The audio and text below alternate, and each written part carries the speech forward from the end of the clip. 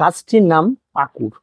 তো আমরা যদি গাছটিকে ভালো করে দেখি, এটা একটা আমরা বনসাই করার চেষ্টা করছি। তো এই বনসাই করতে গেলে বেশ কিছু ডাল আমরা ওয়ারিং করি এবং অনেক কিছুই করে থাকি, কিন্তু আমাদের এখানে এই গাছটি জাস্ট গোড়াটি যদি আপনারা খেয়াল করেন, এই গোড়াটিকে তৈরি করার জন্য আমাদের এই এত বড় একটা ডালকে কিন্তু আমাদের তৈরি করতে হয়েছে। আজকে ডেটে এসে এই ডালটি অনেকটাই বেড়ে গেছে, তো আমরা এখান থেকে ঠিক এই পর্যন্ত রেখে এই যে ডালটি দেখতে পাচ্ছেন, এই ডালটি কিন্তু আমাদের আর কোনো কাজে লাগছে না। এই ডালটির জন্য কিন্তু গাছটি যদি আপনারা খেয়াল করেন, গাছের শেপটি কিন্তু সম্পূর্ণরূপে নষ্ট হয়ে যাচ্ছে, যেটাকে আমরা অনেকটা রামফিল বলে থাকি। প্রথমে আমি আগে গাছের গোড়াটিকে আগে পরিষ্কার করি।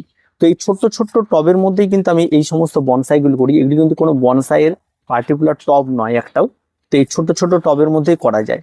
তো এগুলিকে এবার আপনাদের ওয়ারিংটা আপনারা কি করে করবেন সেটা আমি একটা দেখছি। আমি আগে থেকে একটা ওয়ারিং করেছিলাম, তো সেই ওয়ারিংটাকে আমাকে এখন একটু খুলে দিতে হবে।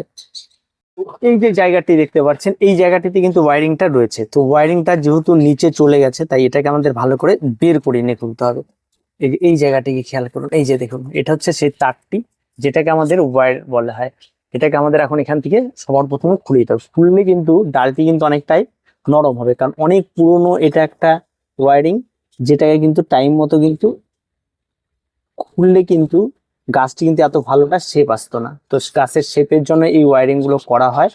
এবার এটাকে আমাদেরকে খুলে ফেলতে হবে।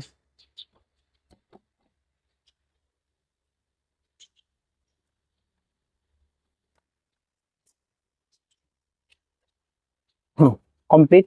এবার এই যে ডালটি হচ্ছে, এইটা ওয়ারিং করার ফলে দেখুন এই যে ডালটি, এই ডালটি কিন্তু সুন্দরভাবে একটা আলাদা রকম একটা শেপ তৈরি হয়েছে। এই যে শেপটা তৈরি হয়েছে, এটাকেই এই জন্যই ওয়ারিংটা করা হয়। এবার আমরা মূলত যেই আমাদের মূল যেটা কাজ সেটা আমরা করি।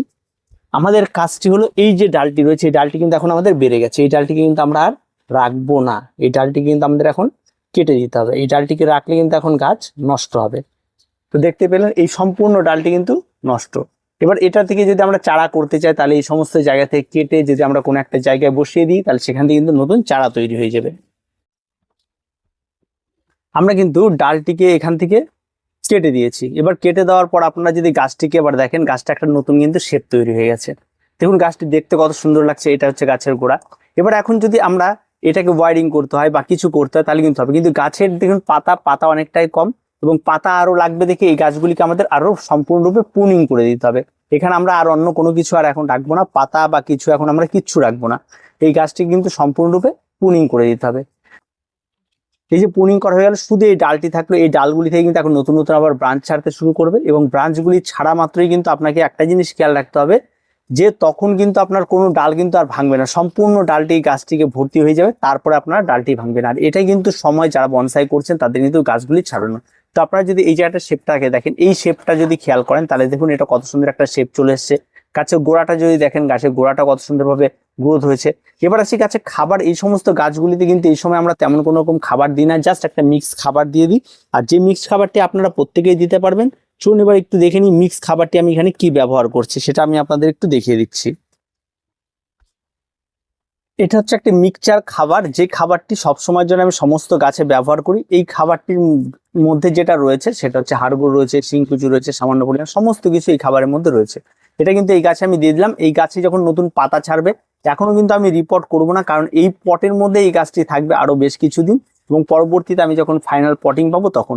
এবার যে সমস্ত জায়গাগুলো আমরা কেটে দিলাম, সেই জায়গাগুলিতে কিন্তু আপনাকে অবশ্যই অ্যান্টিফাঙ্গাল লাগাতে হবে। আমি অ্যান্টিফাঙ্গাল হিসাবে এখানে সবসময় সাপ ব্যবহার করি, আর আপনারা সাপটাই ব্যবহার করবেন, এটাই বেশ ভালো কাজ করে। এই জায়গাগুলিতে কিন্তু কাটা জায়গাগুলিতে কিন্তু আপনাকে এটা করে দিতে হবে। করে দিলে কি হবে, এখান থেকে আর ড্রাই ব্যাক হওয়ার সম্ভাবনাটা আর থাকবে না, এবং যার ফলে কি ডালগুলি ফ্রেশ থাকবে, এবং পরবর্তীতে এখান থেকে নতুন নতুন ডাল ছাড়বে, এবং যে সমস্ত ডালগুলি ছাড়বে সেই ডালগুলি কিন্তু আর কোনো সমস্যা তৈরি হবে না।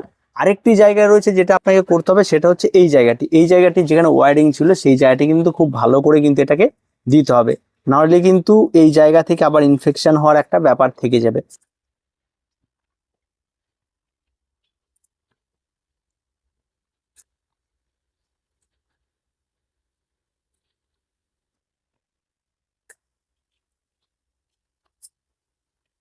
যেহেতু বিষয়গুলি খুব ছোট ছোট, তাই আমি এখানে কিন্তু এখন ওয়ারিং করছি না। আপনারা চাইলে এখানটায়, আমি এখানটায় ওয়ারিং করলে কোনটার উপর করবো, আমি এই ডালগুলির উপর। এই ডালগুলি কিন্তু একেবারেই ছোট, এদের মধ্যে ওয়ারিং করার এখন কোনো প্রয়োজন নেই। নতুন নতুন ডাল ছাড়বে, তারপরে আরো নতুন নতুন শেপ দেওয়ার চিন্তা ভাবনা যেহেতু শেপ এটাই চিন্তা ভাবনা করা হয়েছে যে ডালের গোড়াটি এটা দেখা যাবে এবং এদিকে পাতাটা থাকবে, এটা একটু একটা নতুন শেপ নিয়ে চিন্তা ভাবনা করা হচ্ছে। তো এগুলো ছোট্ট ছোট্ট কাজ, এগুলো আমরা বাগানীরা যখন তখনই বসে বসে করে নিতে পারি, এমন কোনো আহামরি মানে বিশাল কিছু কিন্তু এই বনসাই করাটা নয়।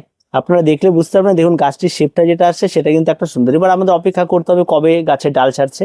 তো আপনাদের গাছগুলিতে এভাবে আপনারা শেপ দিতে পারেন, তাছাড়া তেমন কোনো কিছু কঠিন কাজ নয় বনসাই, আর খুব সহজভাবে করা যায়। তো ভিডিওটি এ পর্যন্তই, ভালো লাগলে অবশ্যই লাইক, শেয়ার এবং কমেন্ট করুন, আর চ্যানেলটিকে সাবস্ক্রাইব করে রাখুন।